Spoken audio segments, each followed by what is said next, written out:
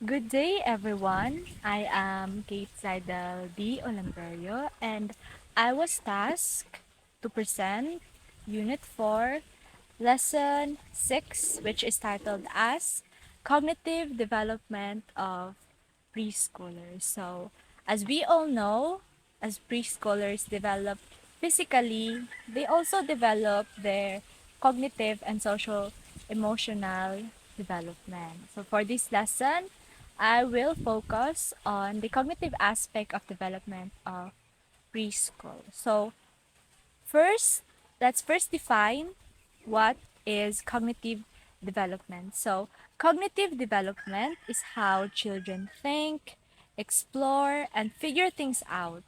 It is the development of knowledge, skills, problem solving, and dispositions, which help children to think about and understand the world around them. So, cognitive development refers to the growth and change in a person's ability to think, a person's ability to understand and learn. So, in simpler terms, it is how our brains develop and improve our thinking skills over time. So, that's basically what cognitive development means. It means that it's the development of our brain. It's the development of how we think, how we understand things, and of course, how we learn.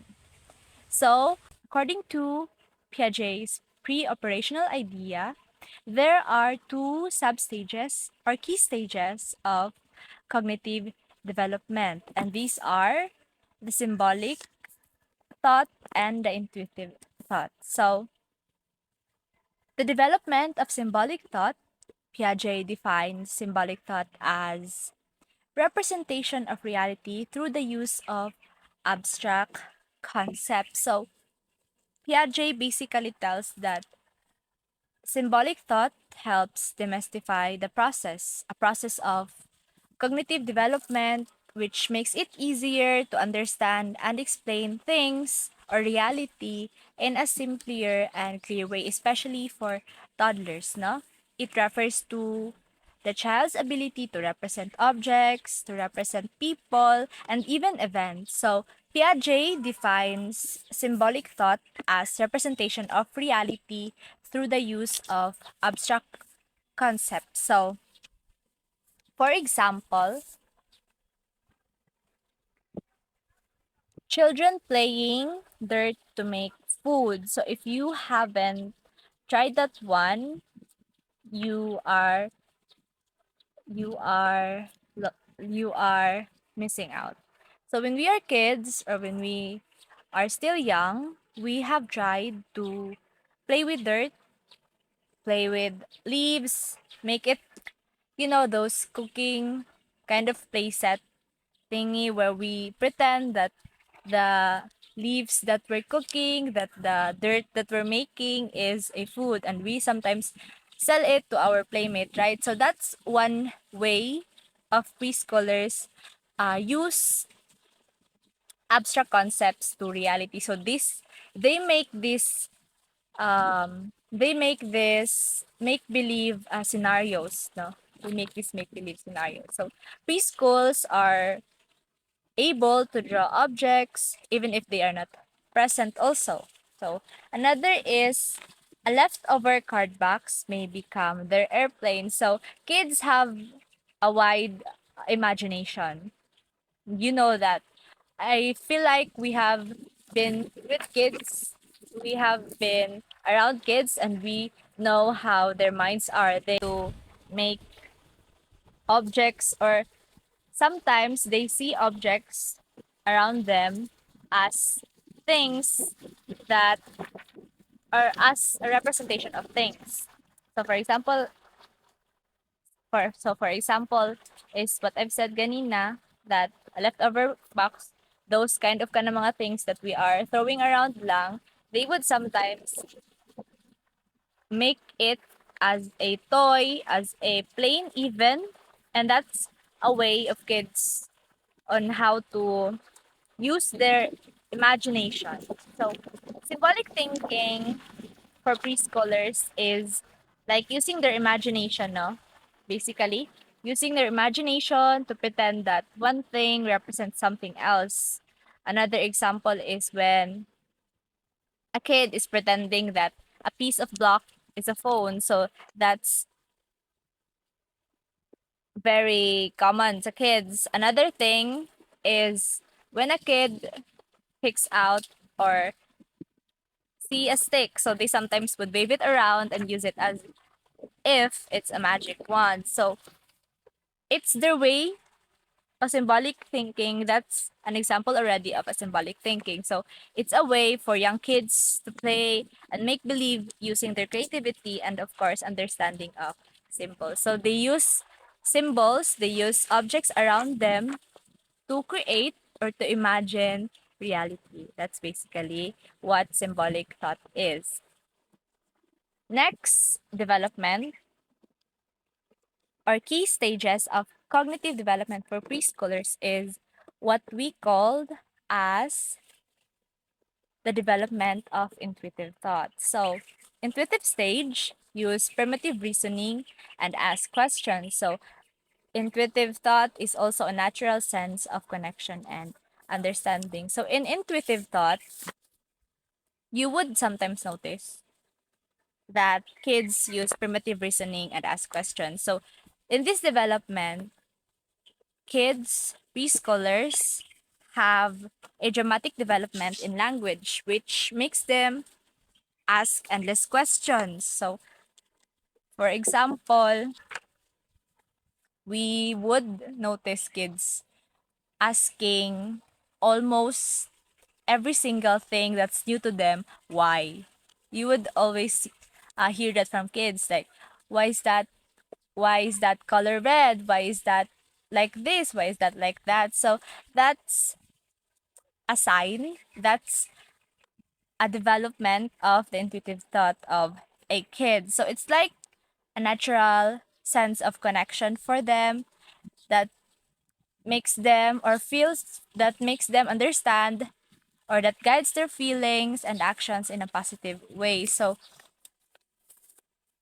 for example, when a child may choose between two activities. So, a child may choose two activities. So, when choosing with a choice between two activities, of course, for example, like playing outside or reading a book, a child would intuitively choose those things that most appealing for them, that most enjoyable for them. So they would always choose playing outside because that's what they want, that's what they like. So that's what's most appealing to them or enjoyable to them at the moment. So that's a very a very this a very direct way of making an example of the development of intuitive thoughts. So in summary, symbolic thought is or refers the child's ability to represent people,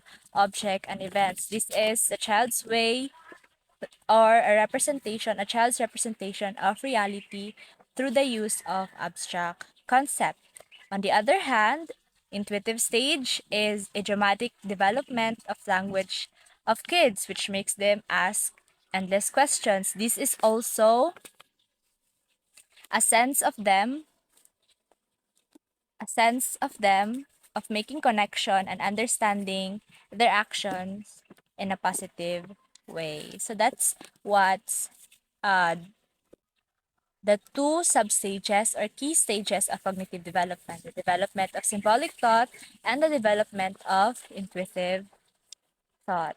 Even though kids are developing cognitively, we cannot really change the fact that they're still kids, that they are still immature and they have their limitation pa rin. So, let's read. Though they develop cognitively, preschoolers considerably show immaturity in the way they think. For example, a child cannot really figure out why a baseball doesn't bounce on the floor when a basketball does. So, this is one of those examples or direct examples that you would notice it directly why the baseball doesn't bounce and the basketball does. But kids that age or preschoolers still don't have the capacity to comprehend those different kind of balls. They don't really have the ability to think that the baseball can't bounce because it's uh it's a ball used for throwing and such. Baseball does bounce because it's used as a bouncing ball when you're playing basketball and all those things. So that that are some examples, or that is one of a direct example why, or a direct example of immaturity or evidence of immaturity and limitation of preschoolers' cognitive skills. So here are some evidences also pa of their cognitive immaturity. So first is when someone switch off the thunder. So kids would sometimes think that when it's raining and after it rained, or when it rained there's always thunder sometimes, right? And they would think na someone switch on the thunder, that's why it's making those noises. So that's one of the cute things actually that kids are thinking na it's a sign of their immaturity, and that's cute sometimes. Second is the tree push off the leaf to the ground. So sometimes kids would think that a tree has fallen off from the tree because a leaf has fallen off from the tree because the tree pushes its leaf, which is, I think, true naman siya at some point, but no, a leaf falls off from the tree because it it's it it what it dries na, it becomes brown na, and it can't hang onto the tree anymore. But kids don't have that ability to comprehend things pa. That's why they think nga the tree pushes off its own leaf. Another thing and very most common evidence of a child's immaturity is when a child pays attention to conspicuous peripherals rather than to a more important task. You can't really force a kid to listen to you, especially when you're giving off tasks to them, because they are easily distracted by things around them, especially those things that they find appealing. For example, when you are asking, or when you are asking the kid, when you're asking your niece, your sisters, your nephews to just sit here because ate's just gonna do something really important. They don't really just sit in those place that you're talking about. Sometimes they would wander off because they find a ball, they find that they find things that interest them the most. So kids have a very little span of attention. That's why they are easily distracted by things around them. Next is when a child silently nods on the phone, answering his father on the other side of the line. Even though no, the kid or the child doesn't see his father, she or he would sometimes nod in reply to his father, her father's, or their father's uh talking to the other side of the phone. And one and very most common immaturity or sign or evidence of immaturity and limitation of kids or a child is when a child frequently asks why. I've said this kanina, I said this before, that a child is like a blank space, ay a blank board, no, a blank canvas. They don't have that much view or kanang that much perspective about the things around them. That's why they ask almost about anything that they see that's new to them. That's very nice also, no, to teach them things and to make them understand what really is that object and what really is reality is. That's why it's very important sometimes for parents or for caregivers to always assist or to always answer the child's question objectively as much as possible, because sometimes, manggod, we think that kids can't comprehend what we're talking about, or we don't really tell them the truth. Sometimes we make stories. Sometimes we make stories.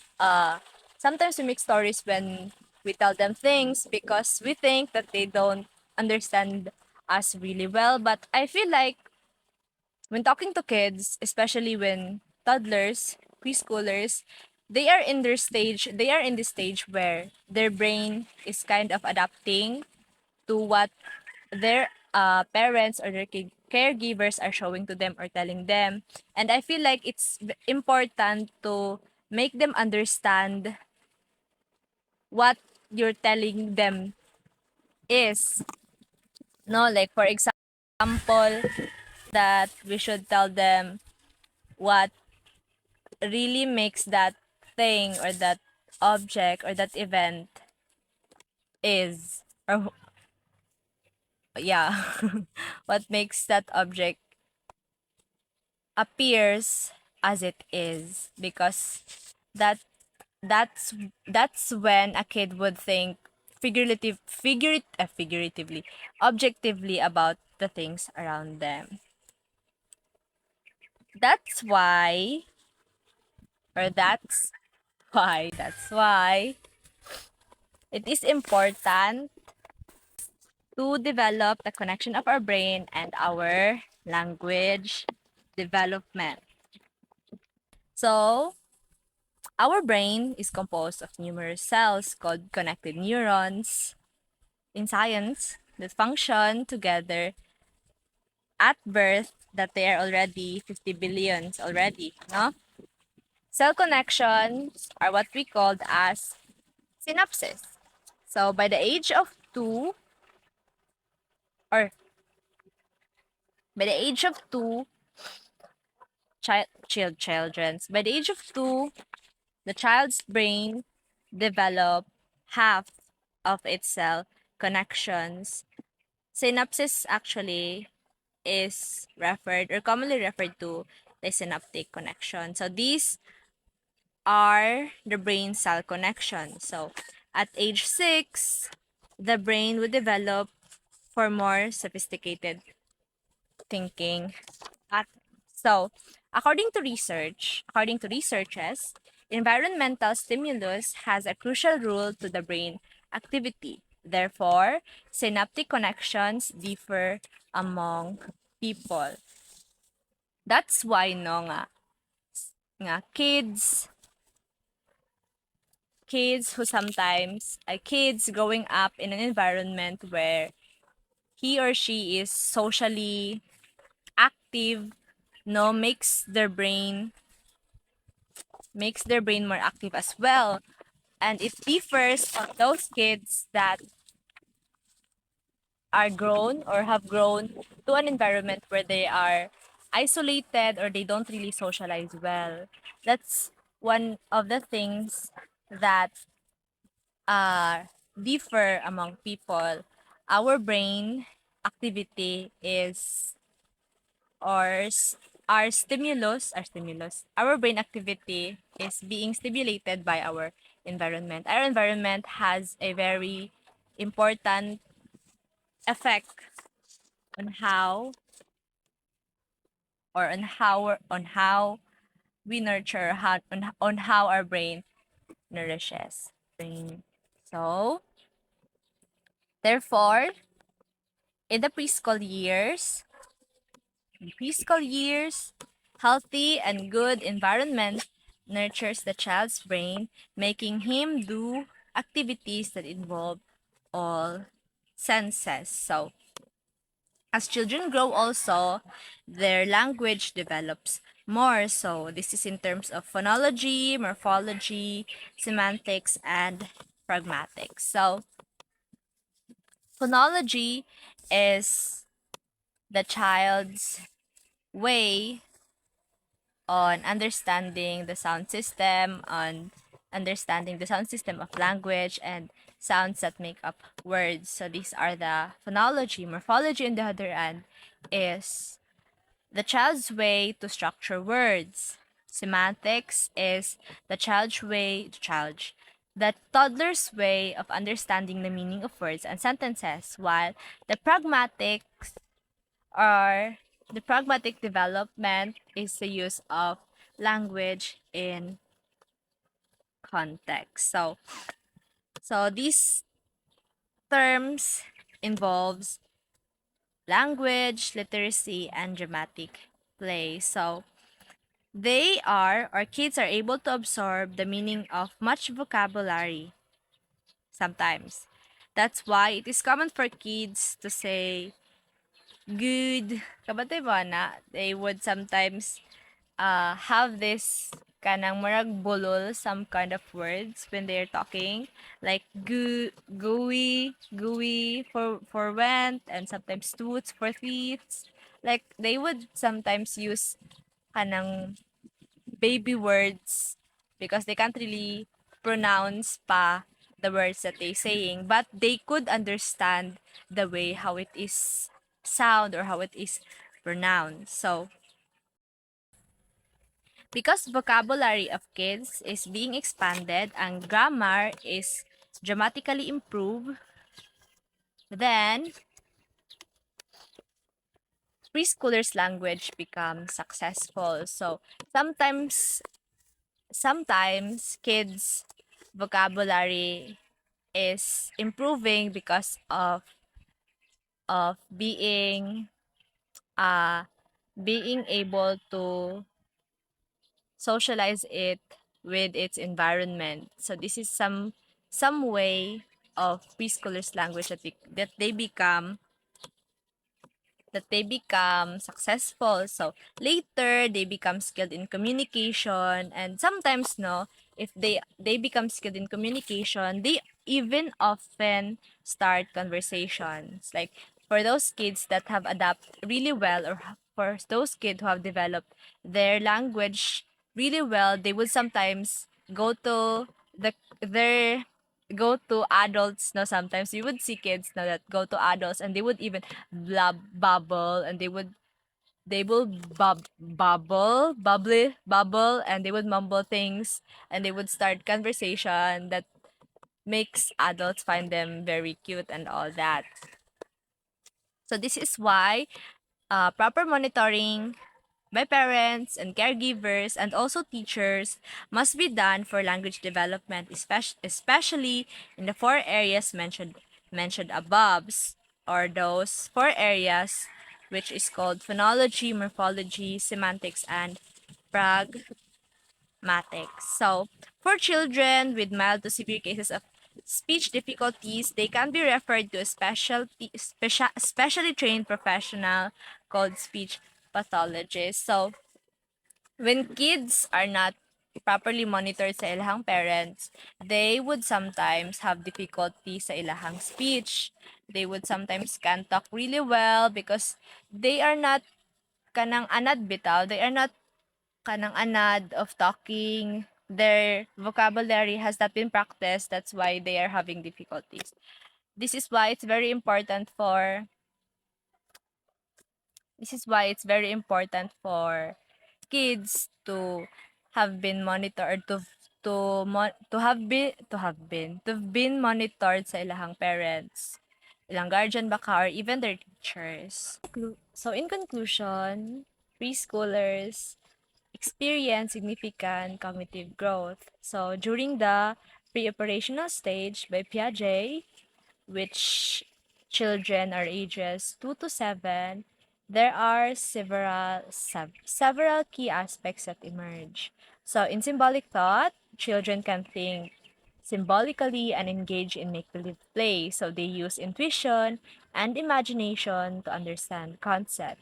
Intuitive thought, children make quick judgment based on immediate perceptions and prior knowledge. And in language development, preschoolers' language skills flourish. So they ask many questions, they speak more clearly, and sometimes they even start telling stories. So a strong language foundation should be supported. So parents, uh, guardians, and teachers should encourage conversation, should encourage children to read engaging stories, and to engage in other kids to foster language development and nurture cognitive growth. So, thank you for listening. This ends my presentation. I hope you've learned something. Thank you.